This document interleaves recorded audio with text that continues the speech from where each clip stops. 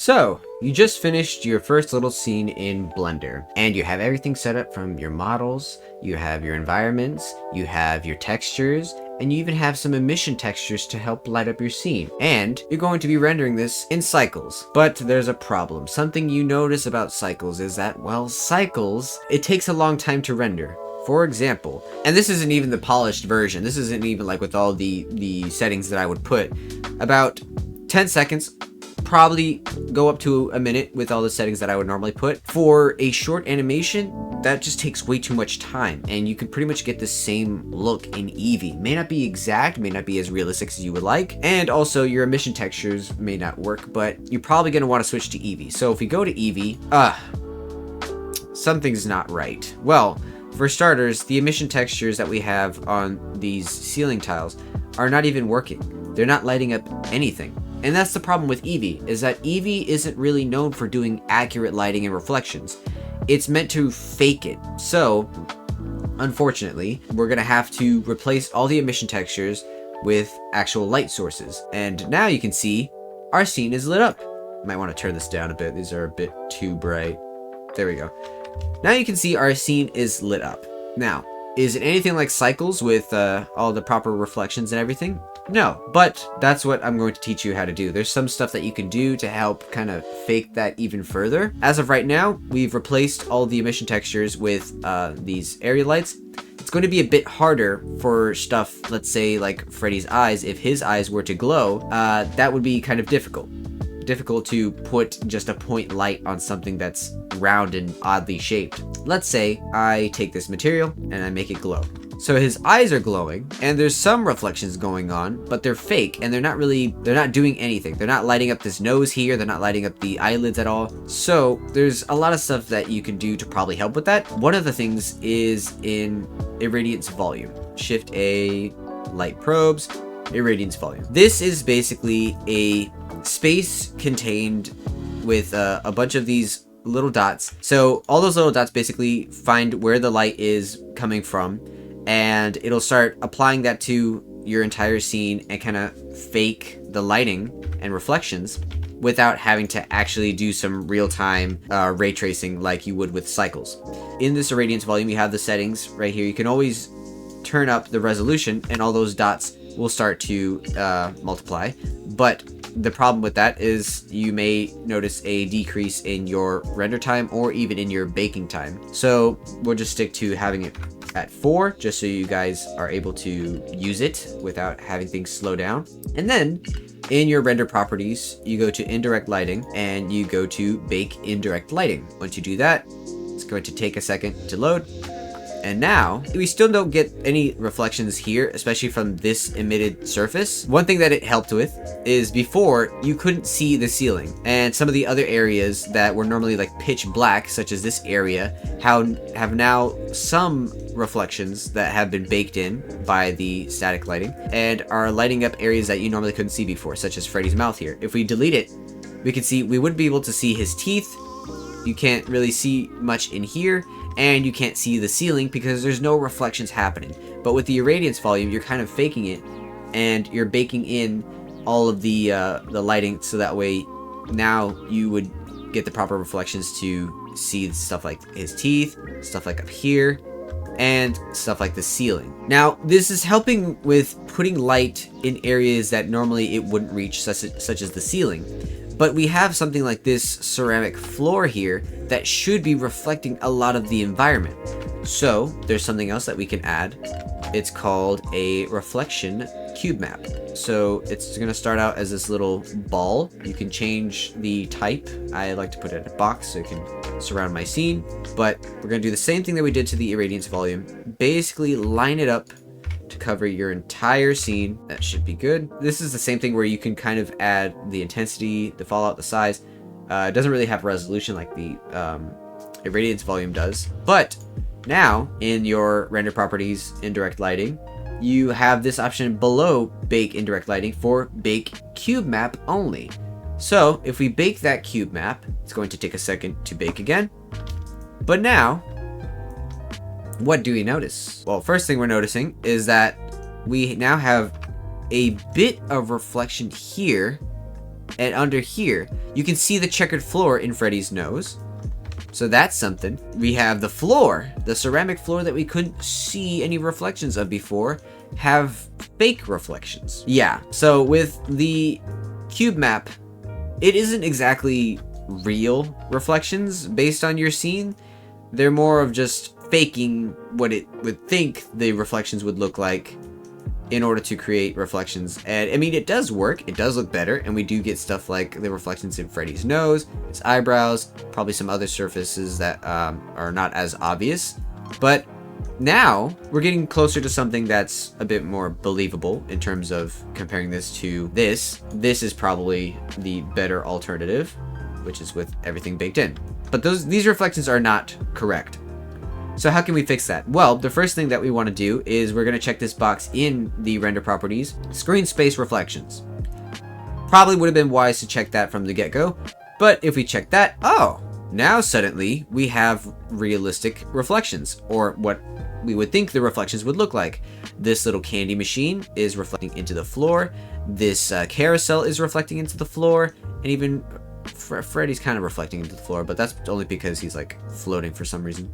So now we're getting better reflections on surfaces that need to be reflected better. And if we look on Freddy's face, what do we notice? Well, there's reflections from the light onto this eye hole, and even further up towards the snout. There's also some reflections in... wow, I didn't realize how the roughness is in his eyes, but you can definitely see reflections in his eye.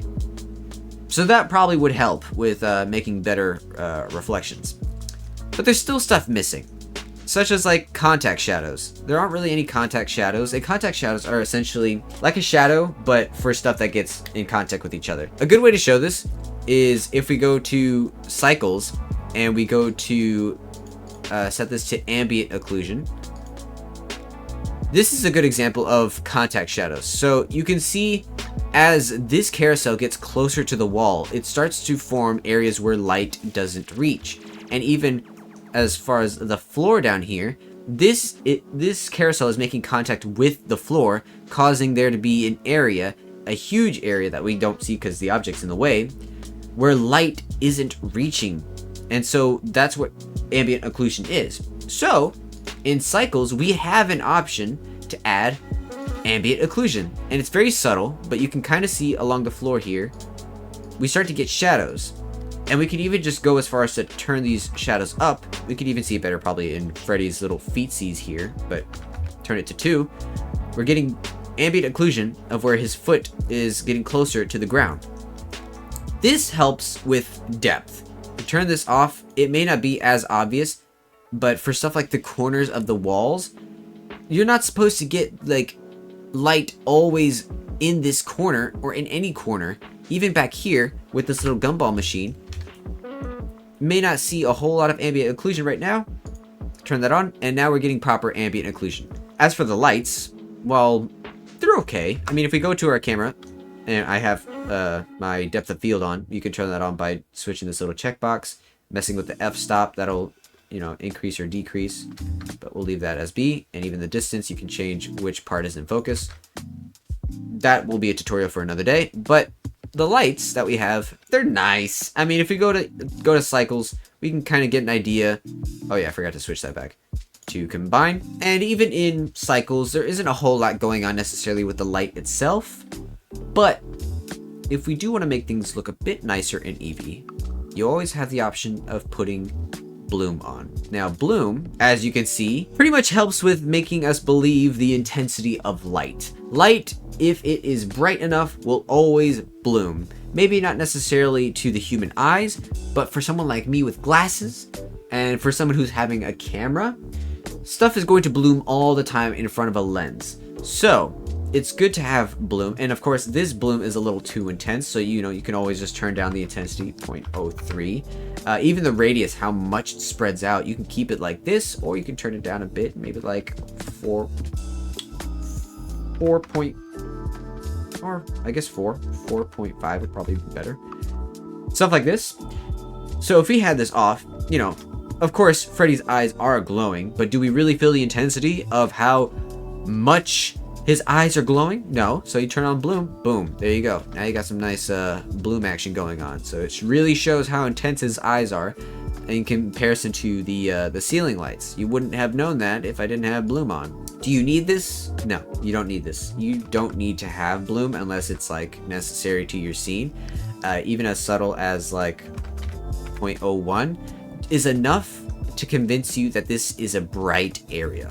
I also forgot to mention, I don't really know what this does, and I don't know what this does, but I'd probably say leave those alone. Distance is the only one I know with ambient occlusion, where it's like however far an object is from one another and how much ambient occlusion there is in that moment. Not much to do in screen space reflections. You can add the half-res trace. This one basically is ray trace at a lower resolution. This is if you really need to like optimize your Blender's scene, but I don't need to. And refractions is something else. Now there isn't necessarily anything in this scene that is causing refractions. If we were to have this gumball machine and the glass, for example, let's say we were to take this glass and actually make it like glass BSDF, take that off, and just put that bad boy into there. And this is probably way too intense, so let's turn this down to 105. And on top of that, I think turning on refractions is going to help with that. So now we can see into actual objects that refract light. Is there any way to turn this down anymore? Let's see. Right, so that's probably as close as you're going to get to glass with refractions on. So now that we got that out of the way, we could also move on to shadows. In the render properties under shadows, your cube size you can increase to 4K, but it's not as big of a difference as like 2K or just 1000. 2000, I'd probably say keep it there. Even with the cascade size, keep it at 2000 just in case things slow down. If not, you could always just set like the cube size to 1000 and have cascade to 2000, but I like to keep it at 4000 for me because I can handle it. Check high bit depth. That's going to be very subtle, but for things like this carousel here, you can start to notice you're getting actual shadows for these little things. So you're going to want to turn that on. And if you don't want these softer shadows, you don't want shadows that are like just bleeding in over everything, which I mean, it's fine, that looks good in EEVEE as well for anything that's meant to be realistic. But I prefer to turn soft shadows off because I really want to see the harsh outlines of my shadows. So this is more of a preference for me, but you can check that box if you want the softer shadows, but I prefer the harsher lines. I think it's best that we move on to my favorite part. Volume. Yeah, volume. So what do we do with volume? We have options for volume, but we don't got anything volume in our scene. If you want to amp up your realism a bit, you're gonna want to add volume. So we're just gonna add in a cube, scale that up until it surrounds your entire scene. That should be good. Now, unfortunately, if you're trying to look in solid view and this is getting in the way, you can just come over to your object properties and in viewport set the display as a wire. So you just got to remember which one it is. So name your objects, volume box. And so now we have a box. It really just is a box. It has no textures, but we're going to fix that. So in your material properties, we're going to add material, name it volume box, just so that you don't get confused. And then you're going to start off with this principal BSDF. Forget that. Forget principal BSDF because we're going to shift A and we're going to add a principal volume. This does not go in there. Just so people don't get confused. Sometimes people get confused with volumes. Do not put your volume into surface. It goes in volume. I made that mistake too many times. Now, if we were just to go into our render view here, something's up. We have a bit of like dense fog, but nothing really being shown. So that's because your density's too high. Duh. It's like a really dense fog. Of course you're not going to see anything. You're going to crash in the street. Now, just turn this down a bit. You could already start to see what's going on, but it's still too dense, so we're probably going to turn this down to 0.005. That, I'd say, is good. We could even turn it down even further to like 0.001. And now we have a bit of volume. It's not a whole lot to where it's noticeable, but it's a bit that helps with stuff like your light sources. So now we come down here. If we were to just turn this off, you know, you don't really get the whole lot of depth from it, and you don't really need it a whole lot, but it just adds a little bit to your scene. Now you can be crazy with it. You can add a color ramp. You can add a noise texture. And then what you can do is plug the fact into the fact. You're gonna put this to 4D, and then you can start messing with like the scale and stuff like that, but we first need to plug this color ramp into the density, and to help see things better, we're gonna plug this into the emission strength. Now it's gonna be pretty bright right now, so we're gonna take this black in the color ramp, and we're gonna bring it closer to the white. Now you're gonna see a bunch of cloud shapes. Got a lot of cloud shapes going on. Let me actually apply scale. No, that doesn't do anything. Okay, whatever, that's fine. So, if we were to just make this into like a cube and just scale it up, it would probably work better. But we got a bunch of cloud shapes in here. What's up with that? Well, if we scale up these cloud shapes, probably to like 25, yeah, that'd probably be good. Add that detail. Probably like, you can put the detail to 5, put the detail to 1. Yeah, I'd probably put it to 2. Your roughness starts to make these little chunky bits, but turn down the roughness, you get these more solid pieces. I'd say roughness about maybe 0.8. And then the distortion can help with a little, like, you know, the smoke texture. It's smokiness. And now we can turn the white down a bit, because we don't need it to be that bright. Probably a little into the gray. And then put the black down a bit. Now, if we take it off the emission, what do we get? We get smoke. We get like textured smoke. We got a little smokiness in our scene. Best part about this is you can animate it. So with this guy right here, this W, that's why we turned. If you had it to 3D, you wouldn't have had that. But you put it to 4D, you had the option to mess with the animation. Because let's split this vertically. Put the timer right here. And then, oh, why is my timer messed up? Okay, let's put this to 0. Right, so let's say we're here, right? And Freddy's still has his animation, so that's fine. But you take this at 0. Go down a few frames to like 20, and let's put this to 0.05. Press that. The smoke is changing.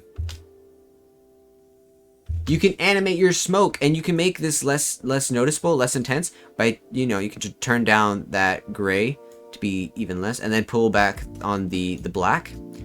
But you still get a bit of that smoke moving. There's moving smoke. You have to make sure it's very subtle though, very slow, because otherwise you're gonna end up with like really fast smoke and it's gonna look weird. But this is a great way to make realistic interactive dust and smoke. You just want to turn down that gray so that it's very subtle. And it may not be like something that you'll notice indefinitely. Like, there's going to definitely be times where you just don't need that. It's not necessary for you to see it. If you want to amp it up even more, there's another type of volume that you can connect into this node group here. If we just add a mix shader, boom, and then we add in Shift A, a little something called volume absorption. Volume absorption, I've explained this before, I think in the behind the scenes of the horror attraction. Volume absorption is a node that absorbs light. So the further light goes, the weaker it gets. So for example, let's plug this in. This kind of acts like water, like ocean. You know the ocean, how light sort of gets absorbed, and the further down you go, it's just more and more blue. If we were to turn this density down to like 0.1, and we were to put the color to blue, you can see it's like water. It's like being in water. The further you go, the more it starts to be this blue tint because the color is getting lost. And I kind of like to have that color too, but not at that saturation. That's kind of too intense. So probably around there, and then not even at that. This is probably where I would have it at. 0.1 is fine. You could take it even lower, but it doesn't do a whole lot. It really helps with stuff like, imagine a Polaroid photo. Stuff up front is like really high exposure, but then stuff that's like 3 feet away is like really low light. That's what can help with that. Put it to like 0.5. Everything in the back is being tinted, is being absorbed from all the light, but Freddy is still lit up the same way he was before, because he's up close. Anything that's further away is going to get affected. So this is really cool with creating scenes like that. So I really like the volume absorption when it comes to adding depth to your scene. If you want stuff to kind of get blocked out by light the further it goes, especially with like flashlights. If you don't want your flashlight to all reach the end of the tunnel, you just add this, and now it only reaches a certain distance. And I can show a future tutorial on how to like really utilize that for up close shots, or shots that aren't as far away, to kind of control the length of things. But that's for a future video. But yeah, that's volume absorption. That's your cloud animation there for the fog. There's the checkbox for volume shadows. That pretty much helps with, I think there's a separate light that I can show with Freddy, is that it's very subtle, and it mainly deals with more dense fog, but light that passes anywhere that Freddy isn't blocking is going to remain the same, but areas that Freddy is blocking is going to cause that little streak of shadow where light isn't touching the volume. So that's what volume shadows is for. Tile size. So if you notice here in the spotlight, you get like these little edges here. See all these edges? All these little lines?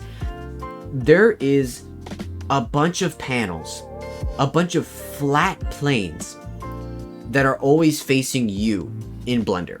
EEVEE specific, and they are acting as the volume. So the volume in EEVEE is not 3D. It's not real. It's faking a 3D volume like Cycles would. But in EEVEE, it's treating it as a bunch of planes that are constantly facing you, making you think that there's a volume. So tile size is basically the size of all the tiles. So if you go to like 2, I think the smaller you go, the less harsh those little edges get, and the more crispier the volume detail is. Go to 16, now you see all those chunky little edges. So 2, if you want there to be really refined detail in your volume. Samples is the amount of panes that are facing you. So if we were to turn this up to like 256, now you see how many individual planes that there are that are facing you based on this little line, these lines here. That's what the samples is. It's blending in those lines to make you think that it's just one solid piece of volume. Take this to 1, or actually 1 is too far. 2, let's try 5. 5, you can clearly see the spaces in the planes.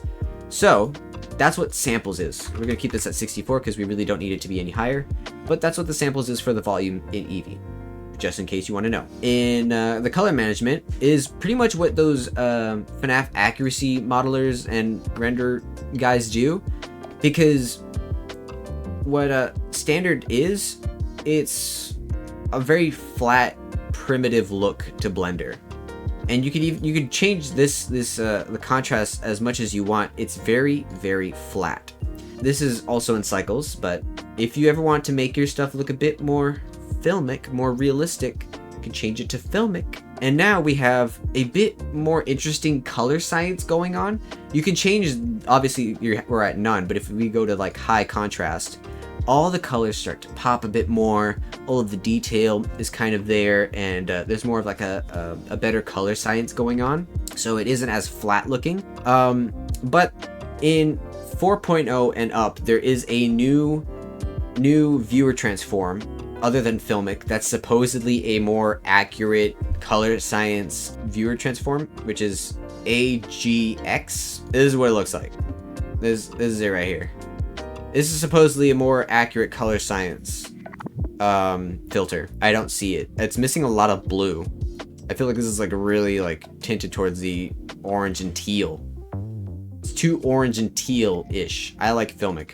Filmic is it doesn't have that. If I wanted to do like a LUT, L-U-T, for like filters of my animations, I would just do it in DaVinci Resolve. I don't need it in EEVEE. So I'm gonna keep it at Filmic. I can always turn it to very high contrast too, because that'll give you some really nice crisp results.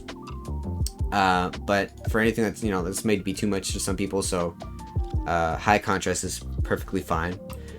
But here we are. We're at the final stretch of how this thing's supposed to look. I'm supposed to turn this down a bit so that way you guys, so it's more subtle. This is where we're at now in EEVEE. Is it the best? No, it's not the best. Is it going to replace cycles entirely? No, there's probably some shots, maybe still shots that you're still going to want to use cycles for better lighting conditions, especially for stuff like neon lights or any light bulb scenes that you want to shoot up close. It's like stuff like that's going to need cycles because it's really hard to achieve, and it's just a lot more work in EEVEE, but you can achieve it to a degree in EEVEE. So with that being said, I hope this was helpful. I'll do more tutorials like this, smaller ones in the future for you guys. If you have any questions, please let me know in the comments down below. If you have any more tips and tricks on how to make EEVEE look better, please feel free to comment and spread the word, and I'll see you guys in the next one. See ya.